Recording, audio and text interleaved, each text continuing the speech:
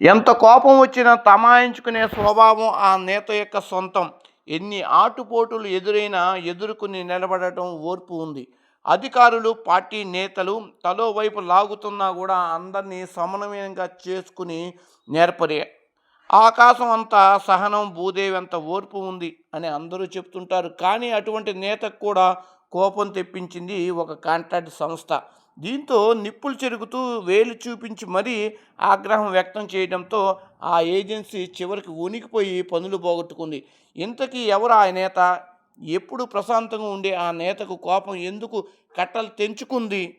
Contract సంస్థ కోల్పోయిన పనులేంటి? ముందుగా ఈ ఛానల్ చూస్తున్నారు ఒక లైక్ అండ్ సబ్స్క్రైబ్ చేసుకుంటే మరిన్ని మంచి మంచి వీడియోలు మీరు చేయడానికి మాకు పుషింగ్ ఇచ్చినట్టు అవుతుంది. థ్యాంక్ యూ అండ్ ఎవరికి ఎలాంటి ట్రీట్మెంట్ ఇవ్వాలో ఏపీ సీఎం చంద్రబాబు నాయుడికి తెలిసినట్లుగా మరొకరు ఎవరికీ తెలియదు.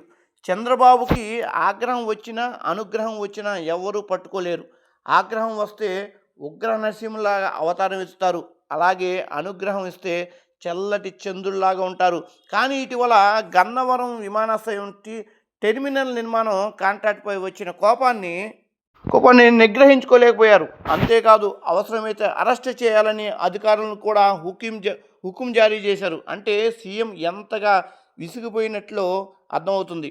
3 సంవత్సరాల్లో చేయాల్సిన పనిని ఎయిర్పోర్ట్ టెర్మినల్ నిర్మాణ పనులన్నీ కూడా 7 సంవత్సరాలైనా కూడా కంప్లీట్ చేయకపోవడంతో చివరికి శిక్ష తప్పలేదు.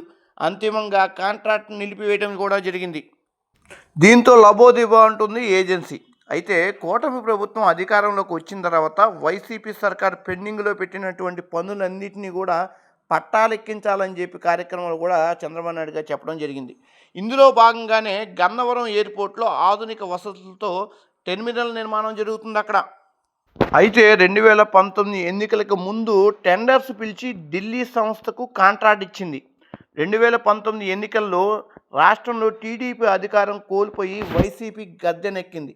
దీంతో రాజధాని నిర్మాణ పనులు నిలిచిపోవడం, పోలవరం కాంట్రాక్ట్ మరవడం, రాష్ట్రంలో కొత్త పరిశ్రమలు ఊసే లేకుండా పోయింది. గన్నవరం విమానాశ్రయం నుండి రాకపోకలు సాగించే విమానాశ్రయాల సంఖ్య తగ్గిపోయింది.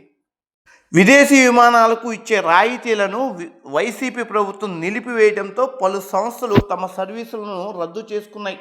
ఇంకో కొత్త టెర్మినల్ భవనానికి 540 కోట్లతో కాంట్రాక్ట్ దక్కించుకుంది ఢిల్లీ సంస్థ. అయితే 3 అడుగులు ముందుకి 6 అడుగులు వెనక్కి అనచందంగా పనులు చేసింది.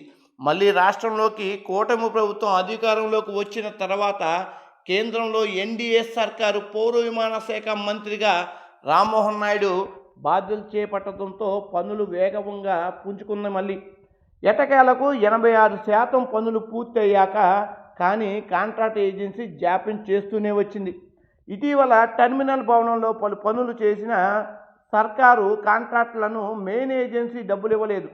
ప్రధానమైన పనులు చేస్తున్న కార్మికులకు కాంట్రాక్ట్ వేతనాలు చెల్లించకపోవడంతో ఎయిర్పోర్ట్లోనే ఆందోళన చేయడం రాష్ట్ర ప్రభుత్వం దృష్టికి వచ్చింది. ఇటీవల ఢిల్లీ వెళ్లేందుకు గన్నవరం విమానాశ్రయానికి చేరుకున్న చంద్రబాబు కాంట్రాక్ట్ ఎవరు అని ఆగ్రహం వ్యక్తం చేయడంతో ఢిల్లీ సంస్థ అని ఎయిర్పోర్ట్ అధికారులు చంద్రబాబు దృష్టికి తెచ్చారు. దీంతో ఢిల్లీ నుండి అమరావతి వచ్చేసరికి తన ముందు ఉండాలి అని సీఎం ఆదేశించారు. పనులను పర్యవేక్షించిన అధికారులపైన ఆగ్రహం వ్యక్తం చేశారు. చంద్రబాబు వార్నింగ్ అంటే అట్టా ఇట్టా ఉండదు, తమాషాలు చేస్తే తోలు తీస్తానంటూ హెచ్చరించారు. దాంతో ఉనికిపోయిన అధికారులు, ఏజెన్సీ ఉద్యోగులు కాంట్రాక్టర్కి సమాచారం అందించారు. ఢిల్లీ నుంచి 6 మేఘాలపైన అదే రోజు సాయంత్రం కల్లా విజయవాడ చేరుకుని మరుసటి రోజు సీఎం పేషీకి వెళ్ళారు కాంట్రాక్టర్ వచ్చారు అని పేషెన్సీ అధికారులకు చెప్పగా బయటికి వచ్చిన చంద్రబాబు కాంట్రాక్ట్ను చూసి సీరియస్గా వార్నింగ్ ఇచ్చారు. తమాషాలు చేస్తే ఊరుకోను, దేశంలో ఎక్కడ నీకు కాంట్రాక్టులు రాకుండా చూస్తాను అని వార్నింగ్ ఇచ్చారు. దాంతో కాంట్రాక్టర్ వణికిపోయాడు. 36 నెలల్లో చేయాల్సిన పనిని 7 సంవత్సరాలుగా పూర్తి చేయలేదని ఆయన తప్పుబట్టారు. మరోవైపు పనిచేస్తున్న కార్మికులకు వేతనాలు ఇవ్వకపోవడంతో చంద్రబాబు మండిపడ్డారు. దీంతో ఆ కాంట్రాక్టర్కి ముచ్చెమటలు పట్టాయి. ఇవన్నీ బ్లాక్ లిస్టులో పెట్టమని కేంద్ర ప్రభుత్వానికి లేఖ రాయండి, నిర్లక్ష్యంగా వ్యవహరించడంలో కేసు పెట్టమని అక్కడికక్కడే ఆదేశాలు జారీ చేశారు. దీంతో పేషీ అధికారులు పౌర విమాన శాఖకు అధికారులకు ఫోన్ చేసి విషయం చెప్పారు. దీంతో కాంట్రాక్టర్ వెన్నులో వణుకు పుట్టింది. వెంటనే ఢిల్లీ వెళ్ళిన ప్రయోజనం దక్కలేదు. మరుసటి రోజు సాయంత్రం కాంట్రాక్టు రద్దయిపోయింది. దీంతో ఎయిర్పోర్టు టెర్మినల్ భవనంలో మిగిలిన 14% పనులు కూడా షార్ట్ టెండర్స్ పిలిచారు. చంద్రబాబుతో పెట్టుకుంటే ఎలా ఉంటుందో తెలిసిపోయింది. చంద్రబాబుకు ఇంత కోపం రావడానికి బలమైన కారణం ఉంది. ఎయిర్పోర్ట్ టెర్మినల్ భవనాన్ని పూర్తి చేయలేని ప్రభుత్వం రాష్ట్రాన్ని ఎలా నిర్మిస్తుంది? ఇదంతా పెద్ద ట్రాష్ అంటూ నెటిజన్లు సీఎం చంద్రబాబుకు ట్యాగ్ చేస్తూ పెట్టిన పోస్టులకు వైసీపీ పేటీఎం బ్యాచ్ వైరల్ చేసింది. ఇది చంద్రబాబు వరకు వెళ్లడంతో ఆగ్రహం కట్టలు తెంచుకుంది.